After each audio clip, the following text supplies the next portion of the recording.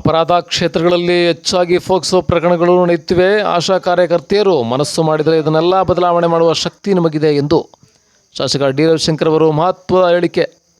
ಹೌದು, KR ನಗರ ಪಟ್ಟಣದ ಸರ್ಕಾರಿ ನೌಕರರ ಭವನದಲ್ಲಿ ತಾಲೂಕು ಆರೋಗ್ಯ ಇಲಾಖೆ ವತಿಯಿಂದ ಹಮ್ಮಿಕೊಂಡಿದ್ದ KR ನಗರ ಮತ್ತು ಸಾಲಿಗ್ರಾಮ ತಾಲೂಕಿನ ಆಶಾ ಕಾರ್ಯಕರ್ತೆಯರ ರಾಷ್ಟ್ರೀಯ ಆರೋಗ್ಯ ಕಾರ್ಯಕ್ರಮಗಳ ಪ್ರಗತಿ ಪರಿಶೀಲನಾ ಸಭೆಯನ್ನು ಶಾಸಕ ಡಿ ರವಿಶಂಕರ್ ಅವರು ಗಿಡಕ್ಕೆ ನೀರು ಹಾಕುವ ಮೂಲಕ ಉದ್ಘಾಟನೆಯನ್ನು ಮಾಡಿ ಮಾತನಾಡಿದರು. ಕೋವಿಡ್-19 ನಿಯಂತ್ರಣದಲ್ಲಿ ರಾಜ್ಯದ ಯಶಸ್ಸಿನಲ್ಲಿ ಕರ್ನಾಟಕದ 42,000 ಆಶಾ ಕಾರ್ಯಕರ್ತೆಯರು ಅತ್ಯಂತ ಪ್ರಮುಖ ಪಾತ್ರ ವಹಿಸಿದ್ದು ಅವರು ಆಧಾರ ಸ್ತಂಭವಾಗಿ ಹೊರಹೊಮ್ಮಿದ್ದಾರೆ.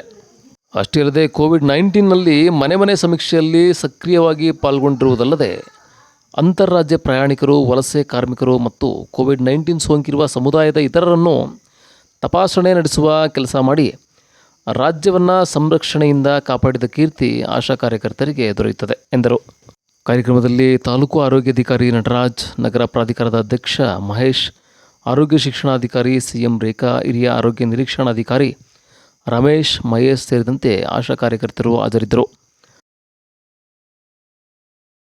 20 ಜನ ಮಹಿಳೆಯರನ್ನ ಕೂರಿಸ್ಕೊಂಡು ಇಲ್ಲ ತಿಳುವಳಿಕೆಯನ್ನು ಕೊಡ್ತಿರೋ ಇಲ್ಲ ಯಾವ ರೀತಿಯಾಗಿ ಅವ್ರಿಗೆ ಮನ ಪರಿವರ್ತನೆ ಮಾಡುವಂಥದ್ದಿರ್ಬೋದು, ಈ ರೀತಿಯಾಗಿ ಒಂದು ಕಾರ್ಯಕ್ರಮಗಳನ್ನು ಮಾಡಿ ಒಬ್ಬ ಆಶಾ ಕಾರ್ಯಕರ್ತರಿಗೆ ಎಷ್ಟು ಗ್ರಾಮ ಬರುತ್ತೆ?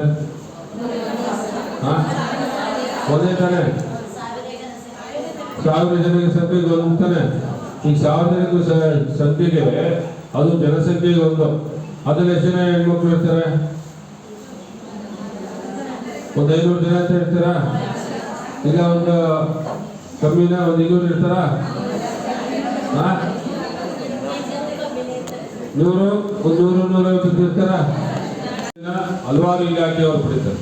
ಕೇವಲ ಆರೋಗ್ಯ ಇಲಾಖೆ ಅಲ್ಲ, ಬಯಲು ಮಹಿಳಾ ಮತ್ತು ಮಕ್ಕಳ ಅಭಿವೃದ್ಧಿ ಇಲಾಖೆ ಇರ್ಬೋದು, ಬೇರೆ ಬೇರೆ ರೀತಿಯಲ್ಲಿ ಆಹಾರದ ಪೌಷ್ಟಿಕತೆ ವಿಚಾರದಲ್ಲಿ ಬಂದಂಥ ಸಂದರ್ಭದಲ್ಲಿ ಇರ್ಬೋದು, ಹೀಗೆ ಎಲ್ಲ ಇಲಾಖೆಯೂ ಕೂಡ ನೀವು ಸಂಬಂಧಪಟ್ಟಿರ್ತೀರ.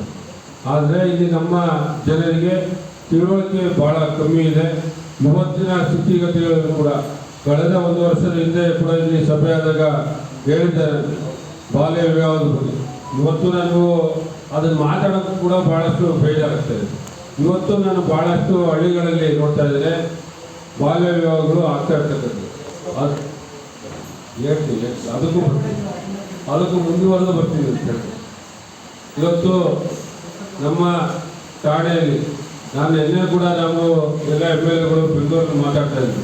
ನಮ್ಮ ದರ್ಶನ್ ಧ್ರುವನಾರಾಯಣ ಇರ್ಬೋದು, ಗಣೇಶ್ ಪ್ರಸಾದ್ ಅವರು ಇರ್ಬೋದು, ಅರುಣ್ ಚಿತ್ಪಾಂದ್ ಅವರು ಎಲ್ಲರೂ ಕೂಡ ಚರ್ಚೆಯನ್ನು ಮಾಡೋ ಸಂದರ್ಭದಲ್ಲಿ ಏನು ನಮ್ಮ ಒಂದು ಪ್ರಸ್ತುತ ಸಂದರ್ಭದಲ್ಲಿ ಬಾಲ್ಯ ವಿವಾಹಗಳನ್ನು ತಡೆಗಟ್ಟಲಿಕ್ಕೆ ಆಗ್ತಾ ಇಲ್ವಲ್ಲ, ಇದಕ್ಕೆ ಬೇರೆ ರೀತಿಯಲ್ಲಿ ಏನಾದ್ರು ಒಂದು ಕ್ರಮಗಳನ್ನು ಅನುಸರಿಸಬೇಕಾ ಹೀಗೆ ಅಂತಕ್ಕಂಥದ್ದನ್ನ ಚರ್ಚೆ ಮಾಡ್ತಾರೆ. ಅವರು ಕೂಡ ನಮ್ಮ ತಾಲೂಕಲ್ಲೂ ಕೂಡ ಆಗ್ತಾ ಇದೆ, ಫೋಕ್ಸ್ ಕೇಸು ಸಿಕ್ಕಾಪಟ್ಟೆ ಆಗ್ತಾ ಇದೆ ಅಂತಕ್ಕಂಥ ಮಾಹಿತಿಗಳನ್ನು ಕೊಟ್ಟರು.